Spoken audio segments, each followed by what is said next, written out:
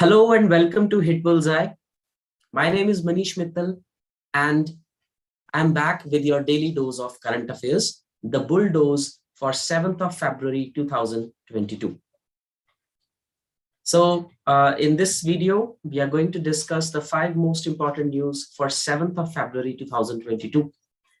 If you're watching this video for the first time, we have started this initiative around 3 months back, and we are covering the 5 most important news of that day every day for the last more than 3 months now. So if you haven't watched those videos, do go check that out, because these videos are deliberately kept short so that they are really helpful for your exams. And we try to cover the 5 most important issues of the day, which are relevant from factual point of view and to some extent from conceptual clarity point of view as well. And the reason why we are doing it daily is because weekly and monthly compilations are available all around. But the real challenge that candidates face while preparing for general knowledge and current affairs is that it becomes really bulky by the time they approach the exam. So the purpose of doing it daily is, it's like you cannot drink 30 liters of water at the end of the month. You have to drink it a liter a day. So that is the logic that applies on current affairs and knowledge acquisition as well. You need a lot of knowledge and it feels effortless if you do it every day. So by doing this particular video series, we are trying to encourage that habit formulation among you, that you try to cover these news every day. No doubt the recordings shall be available forever on this YouTube channel, but try to inculcate the habit of watching one video every day so that it does not accumulate at the end. That is the purpose of this video series actually. And those who have been connected with us for quite some time would agree that the grip over current affairs increases significantly when you are regular. So in this video also, our endeavor is to cover the current affairs, very factual news. And although I would recommend you that you may write down these 5 or 6 issues that we cover every day in a notebook in a short and crisp format. Do not try to make really long notes about it. Try to be short and crisp. That is the purpose. Also, to those who have studied well during the entire day, kudos to them. But even those who could not, they can watch this video daily at night and may feel that they have done something significant in the entire day. They have actually learned something new that day. So if you want to be one of those, do subscribe to the channel and hit the bell icon so that daily when we post this video, you get the notification and you can be assured of your daily dose of current affairs. Let us see what all important has happened today, which is 7th of February. So Ms. Lata Mangeshkar is no more. So Lata Mangeshkar, also known as the Nightingale of India, and one of the most well-known singers in Indian history, I would say, has passed away. Next, we'll talk about the 2022 ICC Under-19 Cricket World Cup. Then Sputnik light COVID vaccine is in news. We will talk about that briefly. Next, Sourav Ganguly, who is also the chairperson of BCCI, has laid the foundation stone of world's 3rd largest cricket stadium. And finally, today is Sachindra Sanyal's birth anniversary. So we'll see that. He's a very famous historical personality. We'll see who was Sachindra Sanyal. So in the first news, and a very sobering one, Lata Mangeshkar is no more. She was affectionately called the Nightingale of India, and she died at 92 age. She was also a Rajya Sabha member. Very few people know that she was also a Rajya Sabha member once, I think in the 1990s. So perhaps from 1998 to 2004, she was a Rajya Sabha member, but she was herself not happy about it. Perhaps she was so devoted to the profession of singing that she could not afford any distraction from that. But it's a fact that you need to know that she had also been a Rajya Sabha member. And in her memory, 2 days of national mourning has been announced yesterday and for today, in which the national flag shall be observed half-mast at all the state, all the places where the flag is hoisted. And today was a state holiday in the state of Maharashtra. So Lata Mangeshkar was born as Hema Mangeshkar. Her real name actually when she was in the childhood was Hema. And she was a playback singer, of course, and occasionally she also composed music. She had recorded songs in over 36 Indian languages. Those who think that she was only a Hindi singer, she had recorded songs in 36 Indian languages and a few foreign languages as well. She was a recipient of 3 National Film Awards, the Dadasaheb Phalke Award, which is the highest honor of Indian cinema. So Dadasaheb Phalke Award is named after the first director of the Hindi cinema, Dadasaheb Phalke. And it is the highest honor of Indian cinema. It was conferred on Lata Mangeshkar in 1987. And in 2001, she was conferred with the highest honor of India, that is the Bharat Ratna, India's highest civil honor. And she is only the second female singer after M.S. Subbulakshmi to receive Bharat Ratna.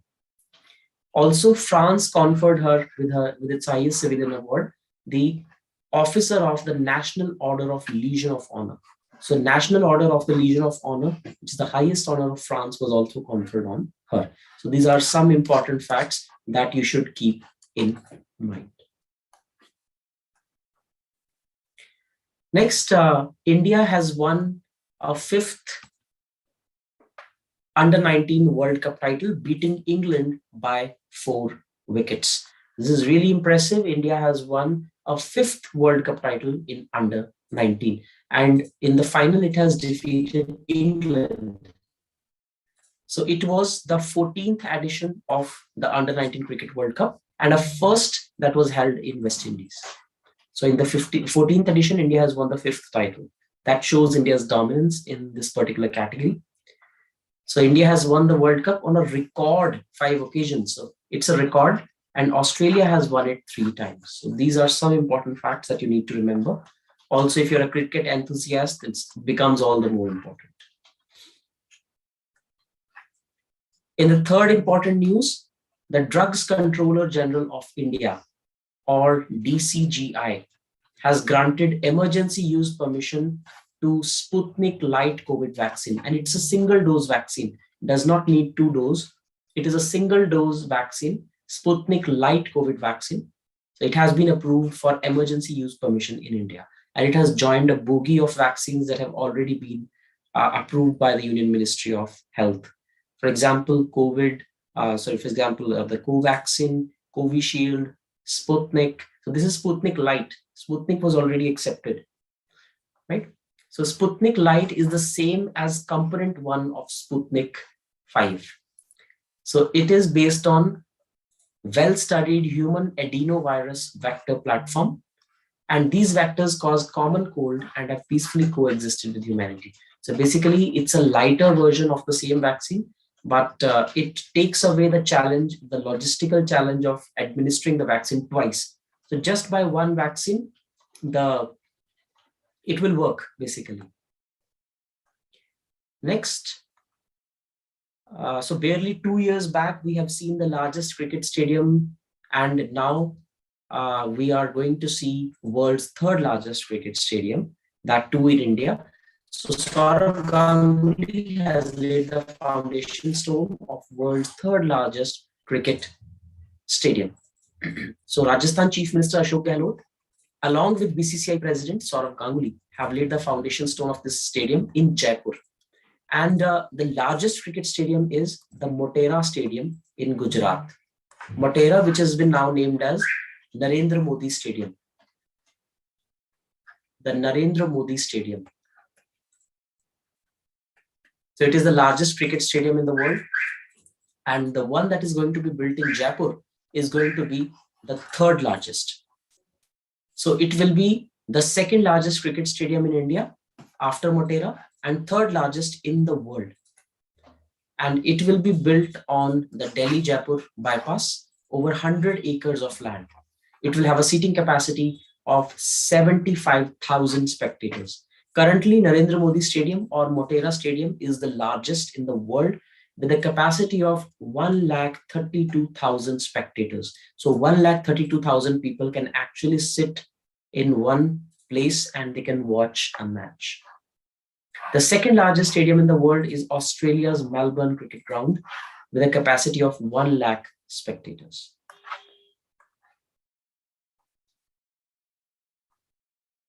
Next, Sachindra Sanyal.